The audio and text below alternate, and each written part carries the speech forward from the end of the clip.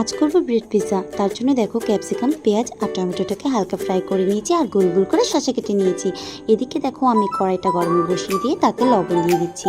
এবার চলে যাব ব্রেডটা রেডি করতে। 4টে শসার টুকরো, পেঁয়াজ, ক্যাপসিকাম আর টমেটোটাকেও দিয়ে আমি তার উপর থেকে গ্রেট করে চিজ দিয়ে দেবো আর দিয়ে দেবো সামান্য পরিমাণে গোলমরিচ গুঁড়ো।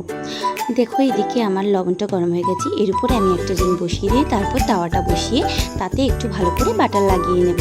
আর দেখো আমার কাছে পিৎজা সস না থাকায় আমি পিৎজা সস ছাড়াই এই ব্রেডগুলোকে রেডি করে নিয়েছি। এবার আমি এক এক করে এই ব্রেডগুলোকে তাওয়ার উপর বসিয়ে একটু ঢাকনা দিয়ে ঢেকে দেব। 10 মিনিট পর আমি এটা খুলে দেখছি। দেখো এটা কত সুন্দর মেল্ট হয়ে গেছে। এবার আমি এক এক করে এগুলোকে নামিয়ে নিয়ে বাকিগুলো একইভাবে করে নেব। তো দেখো আমার পিৎজাটা রেডি হয়ে গেছে। দেখো কতটা সুন্দর দেখতে হয়েছে আর খেতেও খুবই ভালো হয়েছিল। তো ভিডিওটি ভালো লেগে থাকলে সাবস্ক্রাইব করে দেবেন। টাটা।